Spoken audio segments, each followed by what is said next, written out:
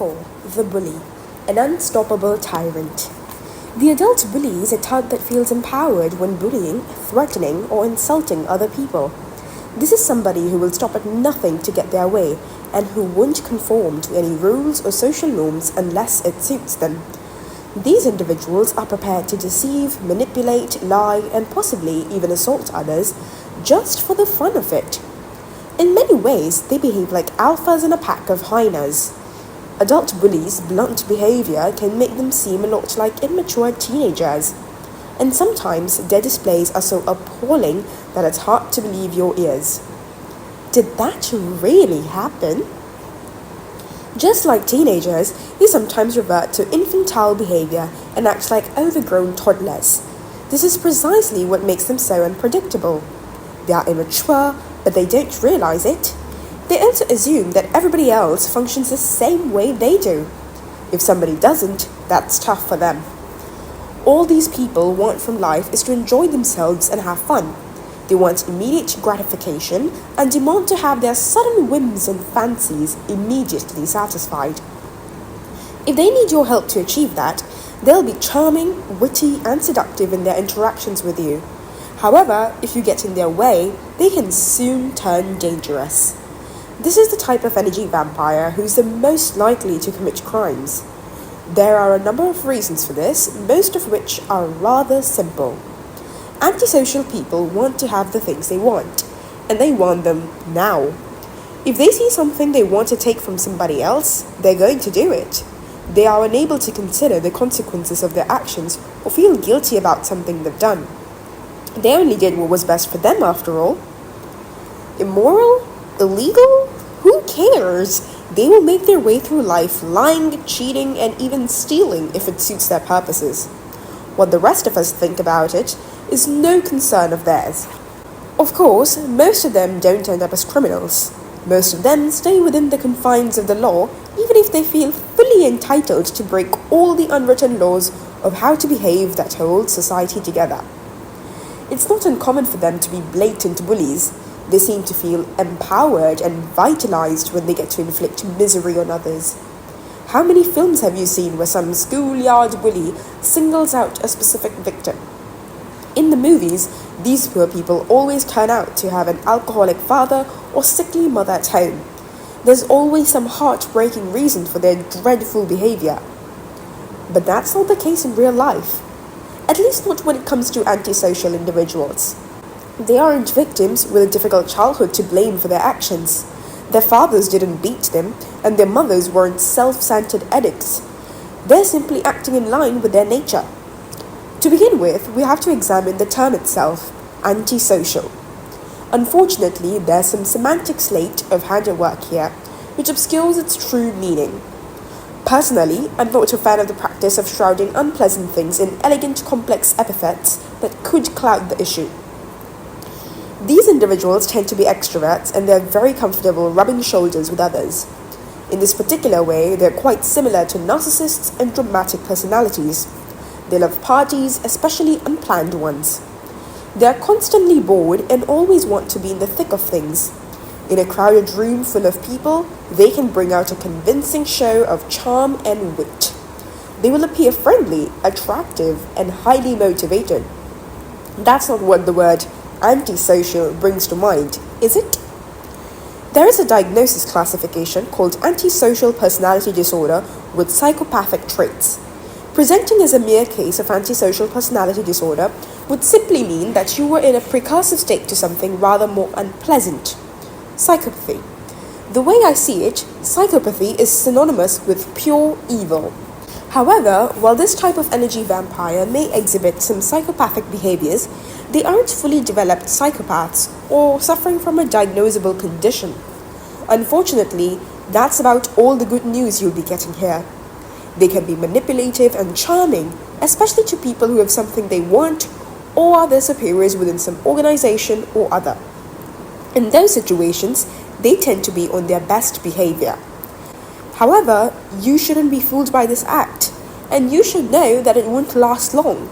Since they are professional bootlickers, their superiors tend not to see the problems they cause. Imagine a regular individual increase their energy level by 100% and then boost their capacity to delight people by 200%, then disconnect their ability to experience anxiety or stress. Doesn't that sound like a great hire? Or a great friend for that matter? Not quite psychopaths. One way of diagnosing psychopathy is to use a set of checklists, and it's quite likely that a bully would score some points on those tests. However, their scores wouldn't be high enough to qualify them as genuine psychopaths. If, for instance, the criteria for diagnosing psychopathy would be 25 points, these individuals would score less than that, but still score high enough to merit warning the public to steer clear of them. The tendencies are clearly in place. Here is a list of characteristics you can go through to check if you're dealing with an adult bully. The purpose isn't to offer a clinical diagnosis, but rather to offer some clues. The greater the number of traits in this list you feel apply to somebody, the greater the likelihood is that you'll encounter the behaviors I'll go over in this chapter. True or false? 1 point for each true, no points for a false. These individuals, number 1, often break their promises. Number 2, exploit others without remorse. Number 3, can display incredible charm when it suits them. 4, seem to think rules exist to be broken. 5, occasionally seem to take risks just for the excitement of it. 6, behave very differently to their superiors and subordinates in organizations. 7, invariably blame others for their own mistakes. 8, lie with surprising ease. 9, can display incredibly dramatic mood shifts. And 10, seem to fascinate the people around them despite all this. How should we interpret this? Everyone would score at least a couple of points off this list. You and I definitely both lied more than once, and we both have some way of rationalizing our lies. But how many points would be a good indicator that, say, it's time to start looking for a new job? My recommendation would be to do some serious thinking if somebody scores 3 to 5 points. That indicates an individual with behavioral issues.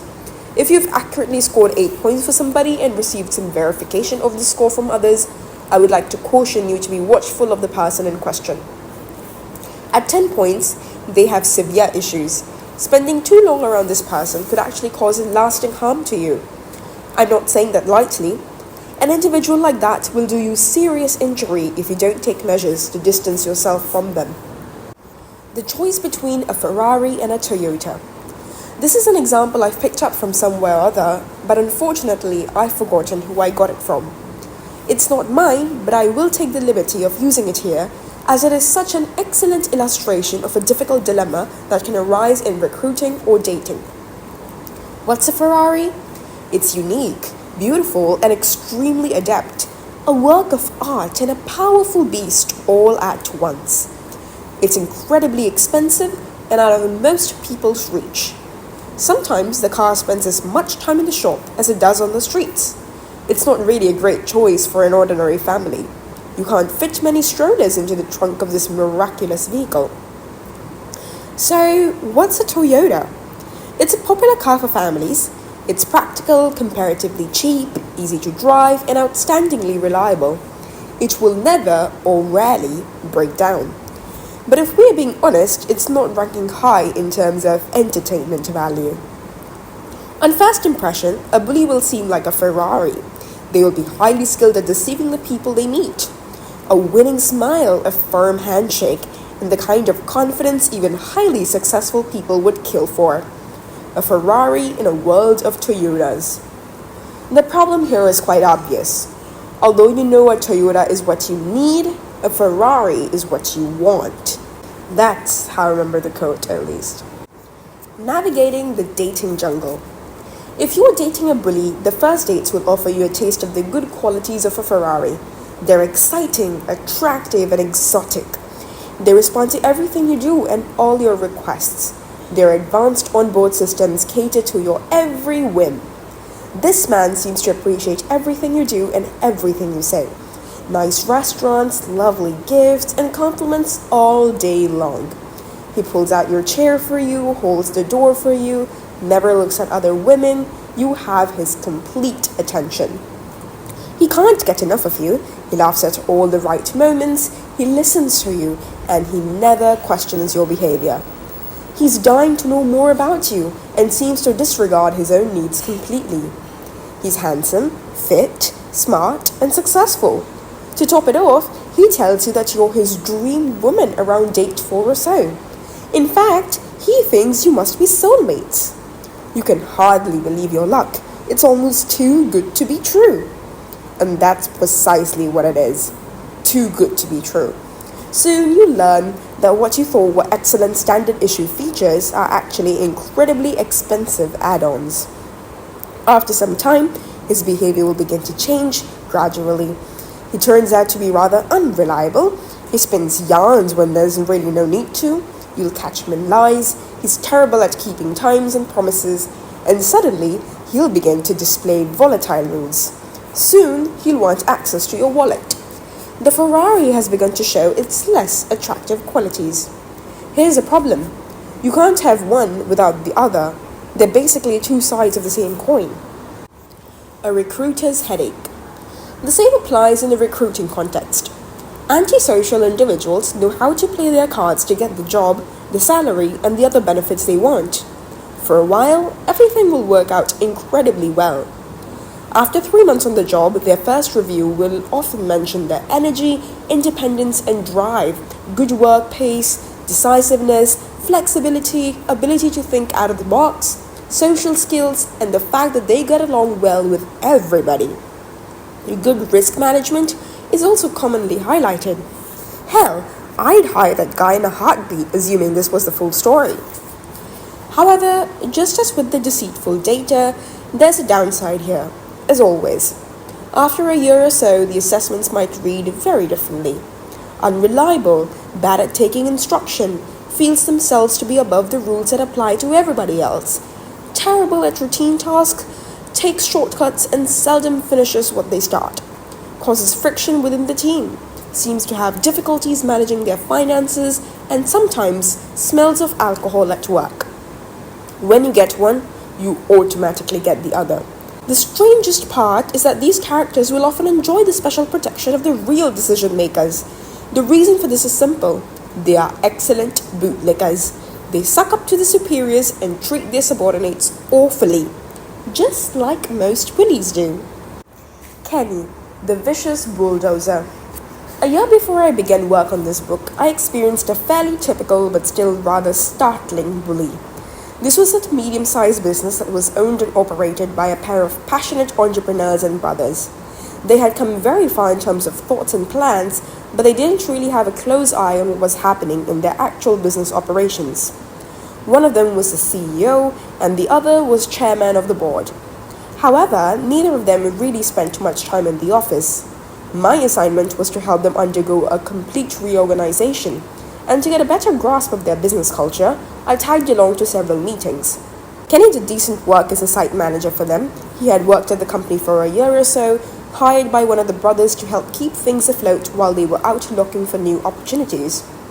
Kenny made sure to keep the owners happy by feeding them an endless supply of good news. This was also his approach to getting all the many benefits he had arranged for himself. He had 2 corporate cars, apartments, paid travel, and a salary fit for a king. I haven't even mentioned his biggest win, the bonus deal that guaranteed him a literal bonus in gold. However, Kenny was soon exposed as a full-fledged bully. His successes all relied on his ability to shamelessly use and trample over everybody else in the organization. He relished the excitement of having lots of things going on. Anything was better than having to sit through long, dull meetings. He hardly ever read his email because it was either boring or just full of questions people kept asking him. Also, he knew that fear triggered reactions in people. Like many antisocial individuals, Kenny was a bit of an addict. Addictions can make you dependent on sex, pornography, alcohol, or various chemical substances. Dopamine, no matter where it's sourced from, is a fully natural brain chemical that also happens to be highly addictive. Kenny's fix was bullying people. It fed him the dopamine dose he craved. His workers' fear was like blood in the water to a shark. It drew him in and made him lick his lips with anticipation over the prospects of stirring up even more of it. I mean this very literally. Just like alcoholics always look for excuses to have a drink, bullies look for excuses to oppress and humiliate others. Kenny was a master of this art, and his efforts left him feeling terrific. Occasionally, one comes across the advice that the correct way to handle bullies is to stand up to them, to not give way. Perhaps it is. But anyone who feels that is always good advice has obviously never met Kenny. A management team meeting with him would go like this. Some people are sitting around the table, everyone is well prepared, except for Kenny. He arrives late, but doesn't offer any apologies. He looks around to see if anyone is exhibiting particular weakness today. Let's say the last quarter's performance numbers don't live up to everybody's hopes. Development has hit a snag. Kenny loses his temper the moment the financial director reads the numbers out to the team.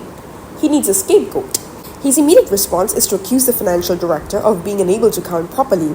The latter is blue, of course, and accordingly argues that the numbers he's given are the right numbers because he's able to count properly. This pushes Kenny over the edge. He hits full throttle in an instant and is suddenly yelling at the financial director. He also yells at the sales manager, accusing the sales team of being useless for having failed to bring in better business. He shouts at the HR manager for recruiting a bunch of amateurs. Everybody has come to expect all this by now. Once everybody has had their turn at being verbally mauled and personally insulted, one of them might try to offer an explanation. Kenny interrupts immediately. He's not interested in their pathetic excuses. He wants to see some results. Do they understand? Results. Why is he surrounded by people who can't think for themselves? They are all useless. Somebody in the room, perhaps a sales manager, tries to move the meeting along. She clears her throat and explains that they're all very sorry about the unfortunate turn of events, but that she's confident they can all work out a plan to solve the problems together. Unfortunately, this gets her nowhere. I personally witnessed the following scene, or variations of it, on several occasions. The entire room falls silent for a few seconds. Everybody tries to catch their breath. Did she manage to turn the onslaught? But then, Kenny turns to her with a big smile on his face. Everybody knows what's about to happen. The sales manager is about to be executed, more or less. Deceptively calm at first, he soon builds towards a diabolic eruption. He tells the team he's realized exactly what needs to happen now. Everybody needs to get their fingers out of their asses and take some damned responsibility. He has no restraint when it comes to using curses and other offensive language in the management team meetings. He shouts at the sales manager to stop acting like a whiny bleep and do some real work for a change. The sales manager reacts as though he had literally punched her in the face. Why did the owners let this go on? The answer is every bit as simple as it is horrifying. They had no idea how he treated his colleagues. Kenny was always politeness incarnate when they were around. Also, he actually got results. Live to fight another day if you can. When I lecture on manipulation and psychopathy, I often encounter two rather different reactions in the audience. One of them is naivety. This comes from the people in the crowd who find it hard to imagine that anybody could actually behave this way. The other reaction is more akin to pure horror. These are the individuals who know very well that these bullies are real and may have actually encountered them in their own lives. Most people who belong to the second category tend to experience some fear in their interactions with bullies.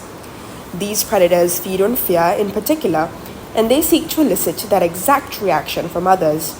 The problems this can cause are extensive.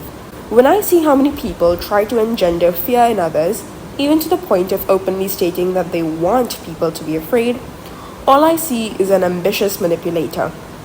Somebody who wants to wreak havoc, stir up chaos. People make poor decisions when they are afraid. That's often what causes the disasters that follow.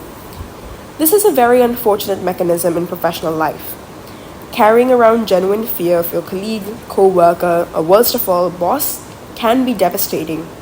An organization where people are motivated by fear will soon be struggling under the weight of a variety of problems. Everybody will be watching out for themselves and will be happy to push others under the bus to save themselves the worst of it. Constant conflict will negatively impact efficiency and productivity. Stress levels will hit astronomical heights, and nobody will perform very well. Why do people even stay in situations like that? It's a good question, and the answer is that this kind of work culture doesn't develop overnight. It sneaks up on you so that you don't notice how things are gradually getting out of control. Most commonly, though, these problems arise in organizations that suffer from weak leadership. When deviant behavior like this is left unchecked, you will soon be on a slippery slope towards a myriad of problems. In families, the suffering partners will often try to divert the bully's attention away from their children by offering themselves up as targets. The bully is unlikely to be very lenient with them when this happens. Intimate relationships where one partner fears the other will be dysfunctional from the get-go. I can't tell you how many stories I've heard about women who tiptoe around their bullying oppressive men, constantly fearing the next outburst. Physical abuse is by no means a necessary component, although it can occur, of course. The psychological terror a bully subjects their victims to can be more than enough. Being subject to constant scolding, shouting, verbal abuse, humiliating treatment, and generally rude behavior is extremely emotionally fatiguing. A person who lives in a relationship like this will basically be broken apart piece by piece. Fear will become part of their everyday experience. Insecurity. What's going to happen next time? Passivity. If I don't do anything at all, I might be spared the worst of the abuse.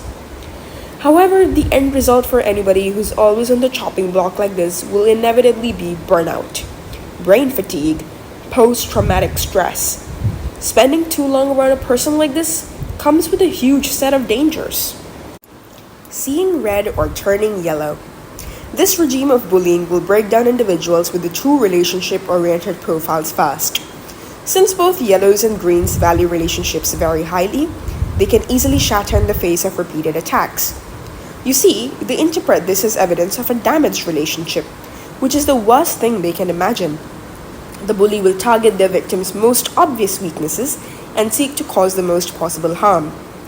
This is particularly obvious in the context of personal relationships. Having somebody behave like this at work is bad enough, but at least you get to leave work at the end of the day. But what if it's a close friend or even a member of your family? A green could be in danger of developing genuine psychological problems, and a yellow, who is very sensitive to public criticism, will feel horrible. In both cases, having to take sick leave and suffering breakdowns are distinct possibilities. Yellows, who are less passive than greens, will pack up their belongings and change jobs, social circles, or romantic partners if this goes on for too long. Greens, however, might actually stay, and in the worst case, they could develop PTSD. This may be speculation on my part, but I honestly feel the dangers are quite obvious. According to psychologists I've spoken to, PTSD is not uncommonly caused by relationship issues. I'm also not trying to suggest that greens are somehow necessarily weaker, but this behavior does impact them particularly severely because it involves constant conflict, which is the very thing that greens fear the most. They are particularly vulnerable to this stuff. People with the task-oriented profiles, blue and red, have a significantly different attitude to bullies. A blue is unlikely to reward them with much in the way of external reactions. They're not particularly interested in pursuing that kind of relationship anyway. If a blue runs afoul of a bully at a party, they will probably just stare at the bully until the abuse ceases. Afterwards, they will simply avoid any party where this person might be present. I'd like to remind you at this point that bullies are seeking to elicit a reaction. If this attempt succeeds, they'll move on. If it fails, they'll try to escalate. But the blues won't reward them with any kind of reaction at all. They will simply turn into stone and make all their decisions internally. Stay or go. If they stay, they'll run the risk of being manipulated, and this is something that can happen to anyone. If they go, they'll seek to rationalize what happened to soothe their pain. This will lessen the danger of psychological harm. Reds, depending on the situation, might retaliate when a bully has a go at them. If a red feels attacked for no reason, this will naturally spark conflict. There is no avoiding it. The question is how it will end. Reds don't usually have a problem raising their voices and answering in kind. The probable outcome is a contest of wills. But who will win? It is hard to say. We all have our weaknesses, as you know. If the red deems the bully to be absolutely implacable, they will simply seek to leave the situation. They will either stop talking to the abusive neighbor or look for another job. They're not going to just take it. However, if a bully sets out to break a red entirely, they might actually succeed. Reds are a bit like strong tree trunks in the wind after all. They won't budge at all, but if the storm is strong enough, they might just snap in half. A word of warning. In my second book, Surrounded by Psychopaths, released in 2020, in which I wrote about psychopathy and manipulative behavior, I offered the only advice that I genuinely believe to be good when it comes to handling a psychopath. Walk away. Psychopaths, to put it bluntly, are dangerous people, and there's no reason to remain in their vicinity, no matter how you may try to delude yourself into doing so. They will never change, and they will only wear you down more and more as time goes on. But in this context, the people we're discussing are just bullies, or people with antisocial tendencies. These are individuals who display a number of psychopathic traits, but nonetheless don't qualify as full psychopaths. This means they are likely to be less dangerous than true psychopaths, but it doesn't mean they won't have the capacity to make you feel genuinely awful. Please remember, people make bad decisions when they're afraid. The problem is that when you face a person like this, you might react instinctively, and that means how you react will depend on who you are. It will depend on your colors, your motivations, your values, and in fact, your current financial situation, if you're talking about a professional relationship.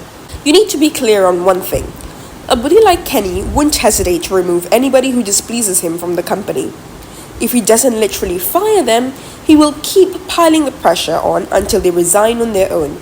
He knows a thing or two, and he presumes everybody else thinks more or less the same way he does.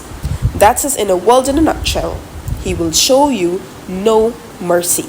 I'm going to give you some advice now that might help you handle people like this if you choose to do so. However, if what you're about to read makes you feel bad, I want you to know that the best advice you could get might very well be to simply walk away.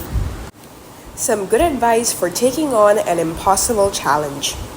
Maybe you'd like to slam your laptop into Kenny's skull, or maybe you'd prefer to do the same to one of the company's owners. The problem with that approach is that it wouldn't do any good. What you need to do here is cut off the flow of negative energy. Kenny doesn't mind conflict. On the contrary, he relishes it. He likes to see people fear him. That proves to him that he matters to them. He couldn't care less if they secretly hate him. He wants that high. Somebody has to diffuse the conflict itself. Put the safeties back on everybody's triggers. But how do you do that? One thing that often strikes me when I listen to people tell me about their workplaces is how many of them seem very unhappy there. The reasons may vary, but I always give them the same advice I'm going to give you now.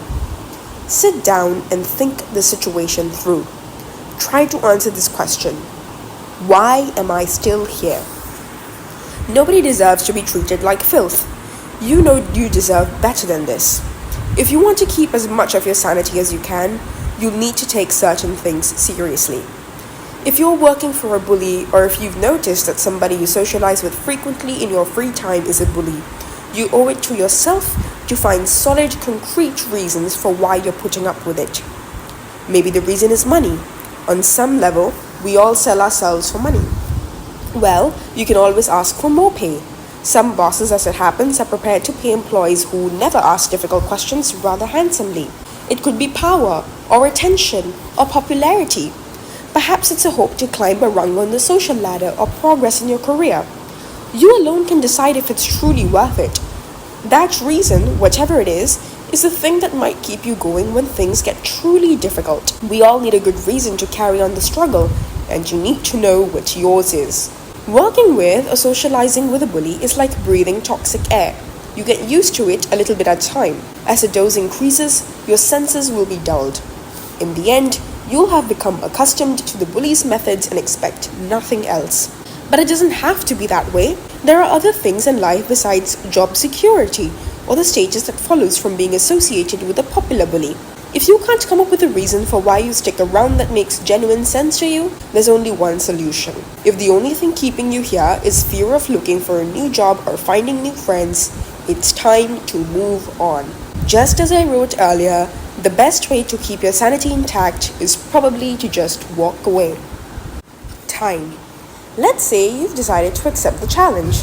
Okay, if you were the sales manager in Kenny's organization, the best thing for you to do would be to take a deep breath. Do what I usually recommend to anybody who's feeling manipulated into giving a quick response to something they actually need to consider for longer.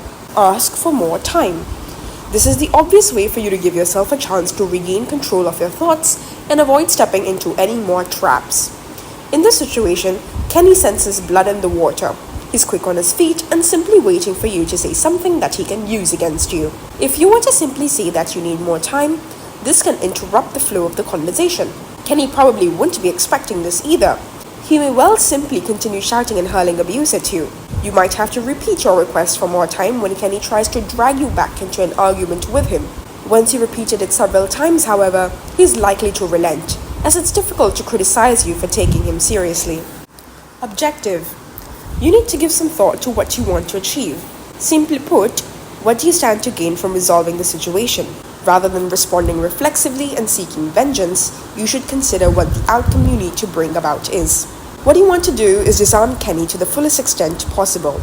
An effective way of putting an end to hostilities is to turn the bullying into an activity that will involve a lot of work for the bully. They don't like that. In some cases, this could even boost the team's energy and help encourage them to pick up on your cues and begin looking for solutions themselves. Kenny may even leave the meeting in a hurry with his horror at all the work he's in danger of having to do clear on his face. Do workplaces like this exist? You bet they do. On one occasion, the middle managers went to the owner brothers to voice complaints about Kenny. That was the most foolish move they could possibly have made. The owners didn't believe them because Kenny had always made a point of keeping them happy. However, one of the brothers told Kenny about the complaints that had been raised, and the middle manager who had led the effort went on to endure the most hellish 6 months of his career before giving up and resigning. He spent 10 months on sick leave for PTSD. Taking orders. The concept of self-leadership has come into vogue in recent years. It sounds a little strange to my ears, but I also find it somewhat appealing. I suppose the premise is that you don't really need a boss or a leader, and that actually sounds incredibly convenient. We can simply manage it all by ourselves. How do most workplaces function? The boss gives an order and the workers carry it out. However, there are plenty of people who have problems with taking orders. It's not necessarily because they have problems with authority figures. The fact is that being ordered to do something can be a little hard to swallow. Many of us dislike being given directions even from people who actually have the authority to do so. Maybe that's the reason why? One way to handle bullying bosses can be to train yourself to accept having to take orders from them. They would happily give you the most appalling directions they could imagine just to enjoy watching you lose your temper. Remember that seeing your frustration energizes them. You don't want to let them do that. Instead, you want to make them notice that you're not reacting. How do you do that? By carrying out a few chores for them, perhaps ones that aren't part of your regular duties. This will help get you off the hook. The same approach can work in social life. You might realize that there is a bully in your group of friends who is going after you or somebody else you care about. Since you don't appreciate this kind of behavior, you decide to tell everybody else in the same circles about it. However, it's far from certain that anybody will want to address it or even believe you. You see, the bully will already have positioned themselves to look like the good guy. And if they think of you as a threat, you will already have been cast as the villain. In other words, you shouldn't get involved in struggles about what's right or wrong. Rather, you should accept the occasional defeat in order to avoid drawing more fire. Show them you're hearing them. You will usually have no choice but to listen to your boss, but they will not always, or ever, if they see it that way, have to listen to you. How annoying is that? They can stand there, fiddling with their phone or looking at their watch or interrupt you or just walk away. But you have to stay there, listening. Train yourself to do just that. Listen. Make sure your bully of a boss sees you listening. Show them that they have your ear. Nod. Smile and agree. Then go on with your life. Laughing or not laughing along with a caveman in a suit. The boss who tells jokes that aren't funny in the slightest is a classic trope. Nobody really gets it, but there's always someone in the room who will laugh uncontrollably because they're too afraid to do anything else. What did they get that the rest of us missed? When the boss makes a joke, it makes sense to laugh. Yes, I'm well aware that there are plenty of people reading this who are thinking I must have lost my mind. In 2023, we don't laugh just to ingratiate ourselves with people. Forget it. But this isn't somebody whose intellectual capacity is going to stun the world and bring us all into the future. This is somebody whose primal instincts are more like those of a caveman, suit or no suit. Another thing to keep in mind, in case you decide to say something amusing yourself, bullies won't hesitate to laugh at you, but they will never laugh at themselves. The art of asking the right questions. One way of breaking this pattern is to try to help the bully arrive at the right solution of their own accord. In order to carry this off, you need to use a simple technique that you might not have even considered. When somebody asks you a question, you want to respond. This is true almost regardless of who is asking. It happens automatically, sort of like the way you respond if somebody hands you a piece of paper. You'll accept it without a single thought. In psychological terms, whoever is asking the question will be exerting a kind of dominance over the person who is expected to answer them. The power over a situation rests with whoever holds the initiative, which in this case will be the person asking. This offers an interesting opportunity to reclaim the initiative from a bully. You can control the communication. You can be the one asking the questions, because bullies are just like everyone else in the sense that they too answer questions when asked. You can regain some of the control by using this against them. Say something along these lines. I realize how serious this is. What do you think we should do to turn this around? Whatever the bully says now, and it might just be more insults and attempts at further bullying, you should treat it as a response to your question. He might say coming up with a solution is your responsibility because it's your incompetence and unreliability that caused the problem in the first place. You could respond that you realize it's your responsibility and that you're going to address the situation, but that you'd still like him to offer you some guidelines. What would he like to see happen next? You're not starting an interrogation here. That would look more like a demand for information and a confession, which might be entirely appropriate when your teenager comes home 3 hours after curfew with a suspicious smell of beer on their breath, but it won't work in this situation. The trick here is to massage the bully's ego while making sure to claim the initiative. You'll probably need to practice this to pull it off. What follows is a fictional example. I've chosen a work situation here in the interest of clarity, but the technique and the psychology will work in other situations too. We're in trouble, says the bullying boss. You have to write a report that explains that the market has changed. You're fully aware that the problem is no way caused by market conditions. Your boss might have some clue that his leadership style might be stifling the team's motivation, but he's not about to bring that up. He's also not going to offer that explanation to his own superiors. But, you begin, nothing has changed noticeably in the market of late. It's really our own activity level that's dropped, isn't it? The boss might reply, it's not my job to babysit all the lazy salespeople in this business. You'll have to explain that there's nothing we can do about the situation. Your boss is refusing to accept that the issue is an internal one and have this relate to superiors, as this could affect his standing with them. He demands that you fabricate a report that clears him of all responsibility. The question now is what you will do. If you play along and falsify data to indicate that external factors are the explanation for the drop in performance, your boss will own your soul. And is there anything in this world we should fight more to keep than our souls? Follow your moral convictions. After working in the world of finance for a number of years, I can tell you I've come across a few people who made some very bad decisions.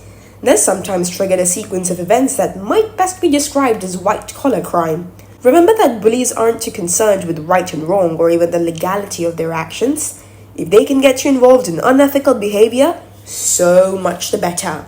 You need to decide what your own moral and ethical convictions are telling you to do. A fact is a fact.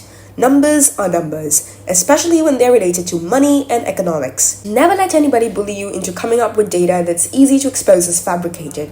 If you do, your boss's demands on you will never stop. Your first move is to ask for more time, as I outlined earlier. This will allow you to clear your head.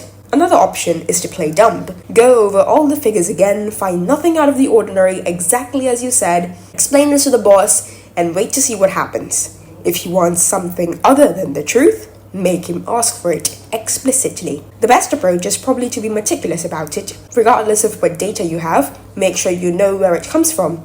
Study it in depth and identify the true causes of the bad performance. Demand to be told how the numbers have been calculated and how those calculations were made.